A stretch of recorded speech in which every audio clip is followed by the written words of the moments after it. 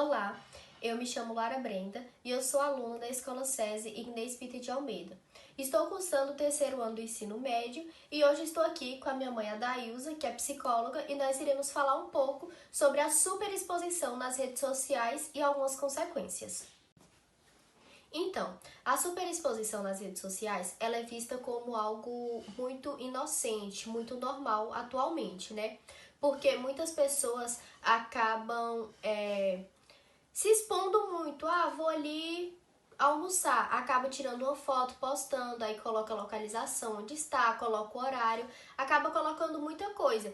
E isso aos poucos acaba se tornando um vício, acaba se tornando uma superexposição, como o próprio nome já fala, né? Extremamente exagerado. E a minha mãe, ela vai explicar um pouco sobre o que causa essa superexposição. Então, como a Lara acabou de falar, né, sobre a exposição, muitas vezes a exposição as pessoas acabam vendo como uma necessidade de estarem conectadas com as redes sociais. Então, é importante tomar cuidado porque enquanto você utiliza as redes sociais para algo que vai lhe favorecer, tudo bem. Agora, quando você percebe que você já está ficando além do normal nas redes sociais, isso já pode causar uma dependência. Então, é importante tomar cuidado na questão do tempo em que você está ficando nas redes sociais e com quem você está nas redes sociais e fazendo o quê. Porque a depender da exposição, como a publicação de uma foto, que tipo de foto você está expondo? Físico ou psicológico?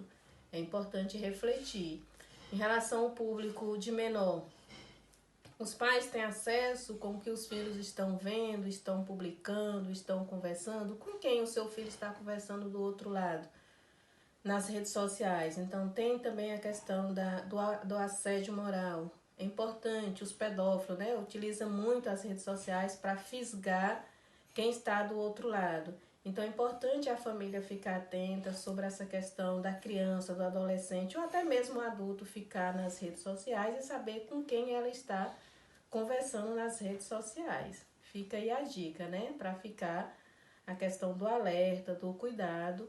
E em relação ao adulto, a depender do tempo em que ele fica, isso pode se tornar um ciclo vicioso, pode se tornar uma doença. Algo que a superexposição está trazendo para a nossa sociedade também é a questão da baixa autoestima, porque atualmente é modinha, né, as digitais influencers terem a procura do corpo perfeito, a procura da beleza, que não existe, porque cada pessoa tem a sua beleza, cada pessoa tem o seu jeito de ser. Atualmente, muitas blogueiras, como o Brasil todo pode acompanhar, estão fazendo a tal da LipoLed, que acaba mexendo com a autoestima de muitas pessoas que não podem ter aquele corpo, tanto por conta da genética, tanto por conta do valor, que são coisas que acabam influenciando. Então, com essa baixa autoestima que a pessoa vai criando, porque vi uma blogueira que tem um corpo perfeito, tem um rosto perfeito, acaba me impactando. Então, eu vou ficando mal, e isso pode acabar gerando alguns transtornos, tais como depressão, ansiedade, e aos poucos eu vou querendo me isolar porque eu não acho que eu seja perfeita tão quanto aquela pessoa. Compreende? E dando continuidade, como a minha mãe falou também, ela citou, tem pedófilos, mas também existem pessoas que acabam entrando para dar golpes, né? Que, querendo ou não, se tornou algo muito natural na nossa sociedade. Pessoas que usam o Instagram para dar golpes em pessoas, pedir dinheiro, enfim. Agora, mais um exemplo de uma super exposição nas redes sociais foi o fim do relacionamento entre Gustavo Lima e Andressa Suíta. O Brasil inteiro, o mundo inteiro ficou sabendo da separação deles, o qual Gustavo acordou a Andressa, né, no meio da noite e falou que não dava mais e simplesmente não deram nenhuma explicação para a mídia, porque eles eram um casal, eram um exemplo de casal, né, para o país, para o mundo em si, porque eles eram conhecidos como o casal perfeito. E isso se tornou na mídia um grande alvo para muitas pessoas quando eles se separaram teve muitos burburinhos de traição e tal, e grande parte desses burburinhos que surgiram foi por conta das super exposições deles nas redes sociais, agora nesse momento difícil que a gente tá passando, que é a pandemia, né? Nas lives eles mostravam como se fosse o casal perfeito, o casal apaixonado, que nunca iria se separar.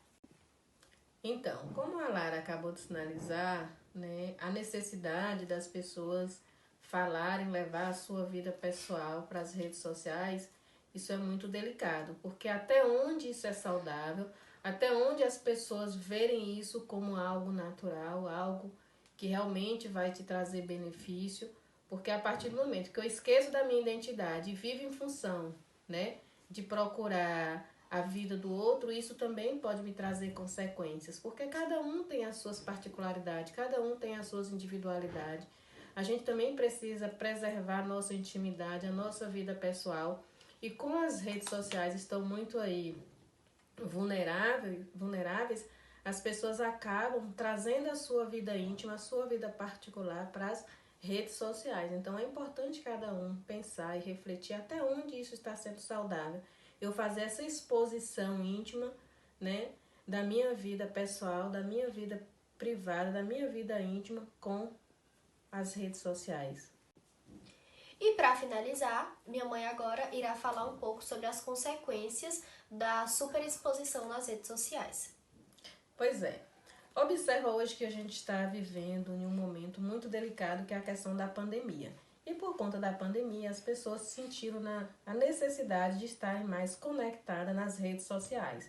E isso gerou o quê? Gerou uma dependência. Essa dependência, ela pode trazer algumas consequências. Consequências essas, ansiedade, as pessoas hoje estão muito ansiosas, depressiva. Por quê? Por conta mesmo de se cobrarem, de quererem ficar muito tempo conectado às redes sociais. Então o cérebro está a todo momento recebendo estímulos. Estímulos esses que o cérebro não consegue mais parar.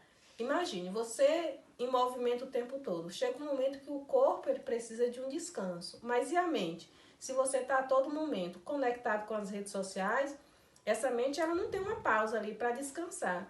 Então isso gera o quê? Gera um adoecimento mental. E esse adoecimento mental pode também gerar um adoecimento físico. Então fica a mensagem. O que leva vocês a ficarem horas, noite, conectados nas redes sociais? Isso vai te fazer bem? Quais são os benefícios que isso vai lhe proporcionar? Certinho? Então, esse foi o vídeo, espero que vocês tenham gostado e entendido um pouco sobre os prejuízos que a superexposição nas redes sociais podem causar na sua vida. Oi, gente, meu nome é Amanda Gabriele e eu sou aluna do 3º ano da Escola César Ignacio de Almeida e eu vim aqui falar um pouco sobre as fake news. Muitos de vocês já sabem que as fake news elas são notícias falsas que se espalham nas determinadas redes sociais. E hoje o termo ele é usado por muita gente, como por exemplo o ex-presidente Donald Trump, ele chamava de fake news as reportagens de veículos tradicionais como a CNN e o The New York Times, que relatavam notícias envolvendo seu governo, denúncias no caso. Mas o termo ele remete principalmente a histórias comprovadamente falsas, que já causaram consequências sérias para os envolvidos. O próprio Donald Trump ele já usou bastante o Twitter para disseminar notícias que não foram comprovadas. Antes de se tornar presidente, ele chamou o aquecimento global de notícia, de boato criado pela China e levantou a suspeita que Obama ele não tinha nascido nos Estados Unidos, ou seja, ele nunca poderia ter sido presidente do país. Mas talvez o boato mais grave que ele cometeu nas suas redes sociais foi quando ele disse que o Barack Obama, o ex-presidente, ele grampeou seu telefone particular no Trump Tower, antes da eleição dele, E ele disse isso em março, quando já era presidente.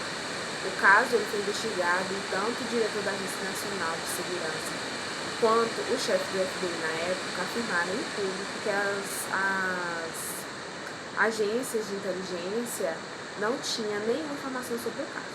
E nas eleições de 2016, Várias notícias falsas elas foram espalhadas aparentemente para tentar influenciar os eleitores.